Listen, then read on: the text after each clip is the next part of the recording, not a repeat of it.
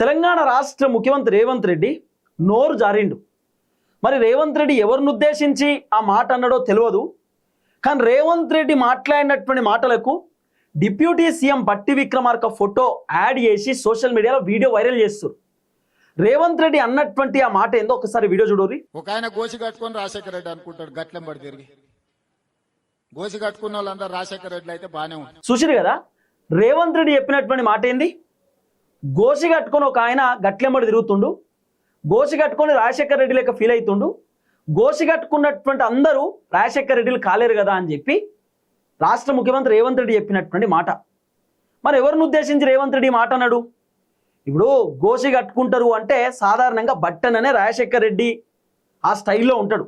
YS Rajasekhara Reddy పంచ shirt shoes, so simple స్టైల్లో YS Rajasekhara Reddy ఉంటాడు.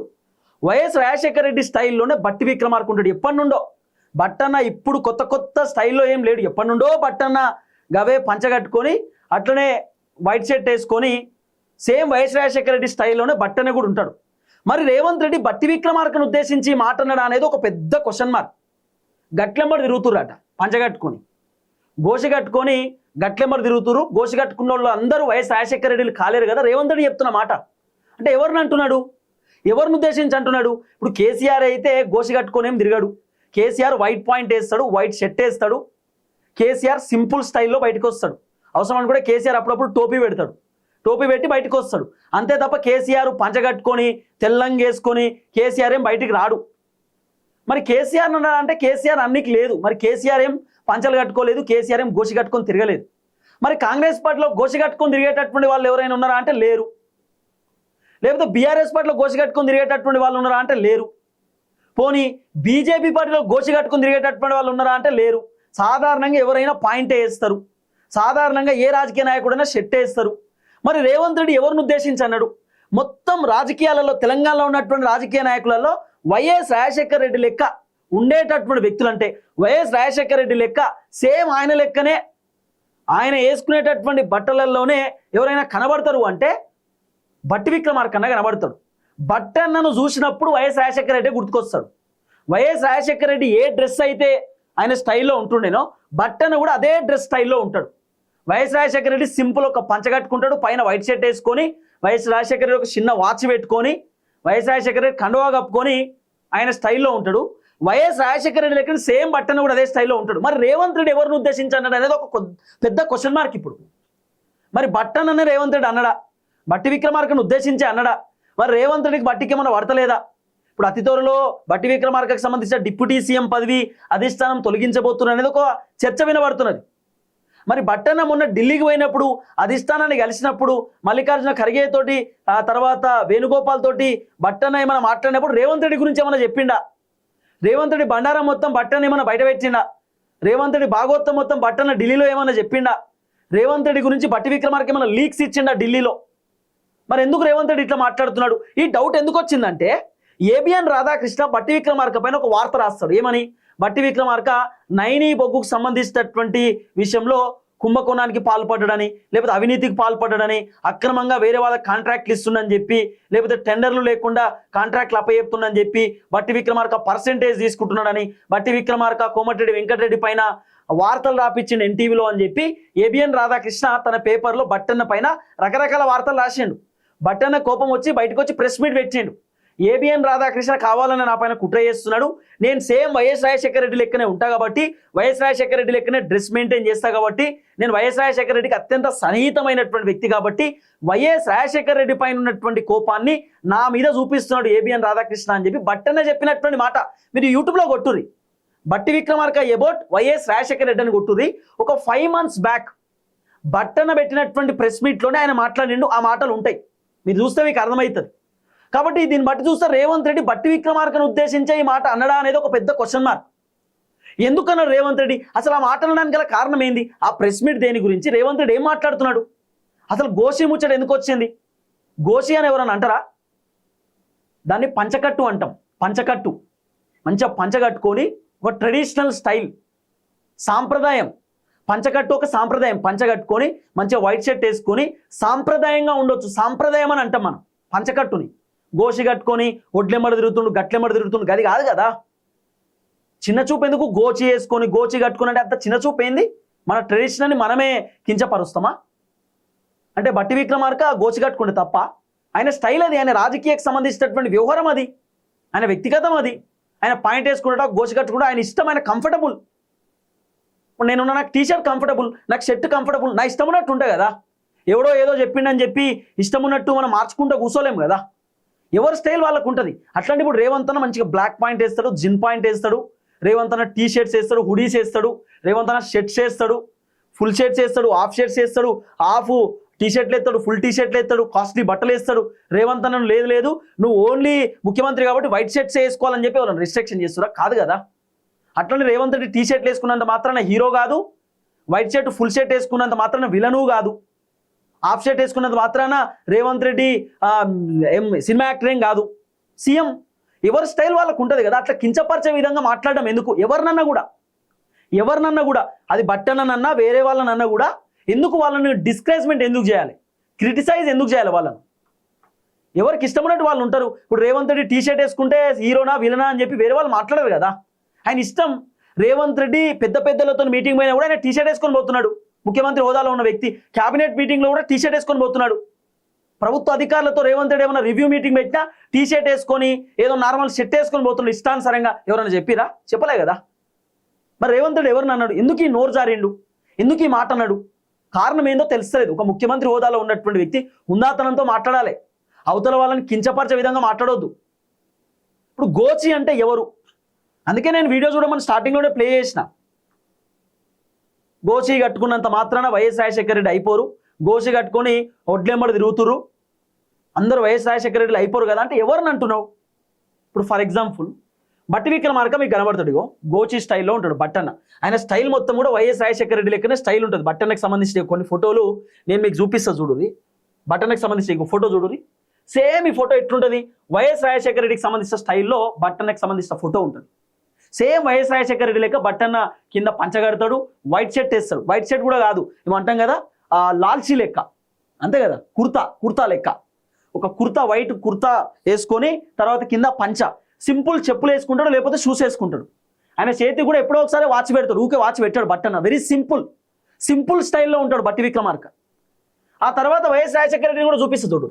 వైఎస్ రాజశేఖర రెడ్డి కూడా ఆయన very simple style. YS Rajasekhara Reddy ఆయన కూడా సేమ్ బట్టన్న. ఇగో వైఎస్ రాజశేఖర రెడ్డి ఫోటో మీకు చూపిస్తుంది. వైఎస్ రాజశేఖర రెడ్డి ఇగో పంచ, వైట్ షర్ట్, వాచ్, ఒక పెన్, సింపుల్ కింద చెప్పులు. సేమ్ వైఎస్ రాజశేఖర రెడ్డి లెక్క సింపుల్ బట్టన్న కూడా ఉంటాడు. బట్టి విక్రమార్క కూడా వైఎస్ రాజశేఖర రెడ్డి లెక్క సింపుల్ స్టైల్లో ఉంటాడు, సింపుల్ వేలో ఉంటాడు.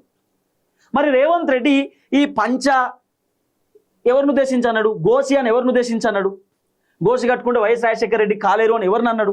మరి బట్టి విక్రమార్కనే గతంలో చెప్పిండు, వైఎస్ రాజశేఖర రెడ్డి లెక్కనే ఉంటా నేను, సేమ్ ఆయన లెక్కనే నేను బట్టలు వేసుకుంటా కాబట్టి కావాలనే నన్ను కొంతమంది ఇబ్బంది పెడుతున్నారు అని చెప్పి బట్టనే చెప్పిండు. మరి దీన్ని బట్టి అర్థం చేసుకుంటే రేవంత్ రెడ్డి బట్టి విక్రమార్కనే అన్నాడేమో, రేవంత్ రెడ్డి బట్టినే కావాలని ఉద్దేశించి మాట్లాడిండేమో, రేవంత్ రెడ్డికి బట్టికి ఎక్కడో పంచాయతీ అవుతుందేమో, బట్టికి రేవంత్ రెడ్డికి పడట్లేదేమో, ఏదో ఇంటర్నల్ గొడవలు అవుతుందేమో అనేది కూడా కొంత వినబడుతున్న చర్చ కదా. ఇవన్నీ మాట్లాడినప్పుడు గట్టినే అనిపిస్తుంది. ఈ నోరు జారడం ఎందుకు? నాట్ ఓన్లీ ఇక్కడ ఒక వీడియోలో రేవంత్ రెడ్డి చెప్తాడు కేసీఆర్ పైన గలీజ్ మాట ఒకటి అన్నాడు. ఏమని? కళ్ళు అంటేనో గుడుంబ అంటేనో కేసీఆర్ అన్నాడు. కల్లో గుడుంబో, కళ్ళు అంటేనే కేసీఆర్, గుడుంబ అంటేనే కేసీఆర్, వాటర్ బాటిల్ అంటేనే కేసీఆర్ అని. ఎందుకు ఒక తెలంగాణ ఉద్యమకారుని పట్టుకొని, తెలంగాణను తెచ్చినటువంటి వ్యక్తిని పట్టుకొని, తెలంగాణ కోసం పోరాటం చేసిన వ్యక్తిని పట్టుకొని, 10 సంవత్సరాలు ముఖ్యమంత్రిగా ఉన్నటువంటి వ్యక్తిని పట్టుకొని, రాజకీయాలలో అనుభవం ఉన్నటువంటి వ్యక్తిని పట్టుకొని, వయసులో పెద్దోని పట్టుకొని రేవంత్ రెడ్డి ఇష్టం ఉన్నట్టు మాట్లాడు. కేసీఆర్ అంటే తెలంగాణ అంటే కేసీఆర్ ఒక ఎమోషన్ ఉంటుంది. అలాంటి వ్యక్తిని పట్టుకొని రేవంత్ రెడ్డి ఏదో అన్నాడు, నేను చూసినా విన్నా. కళ్ళు అంటే కేసీఆర్, గుడుంబ అంటే కేసీఆర్, మంద్ అంటే కేసీఆర్, వాటర్ బాటిల్ అంటే కేసీఆర్. రేవంత్ రెడ్డి మాట్లాడుతున్నాడు ఇట్లా కేసీఆర్ని పట్టుకొని. తెలంగాణ ఉద్యమకారుడు. కేసీఆర్ చేసినటువంటి అభివృద్ధిలో రేవంత్ రెడ్డి 20% కూడా చేయలేదు తెలంగాణలో. కేసీఆర్ 2014లో ముఖ్యమంత్రి అయిన తర్వాత చాలా అద్భుతమైనటువంటి పనులు చేసిండు తెలంగాణలో. మీరు అవునన్నా కాదన్నా నన్ను తిట్టుకున్నా సరే మస్తు పనులు చేసిండు కేసీఆర్.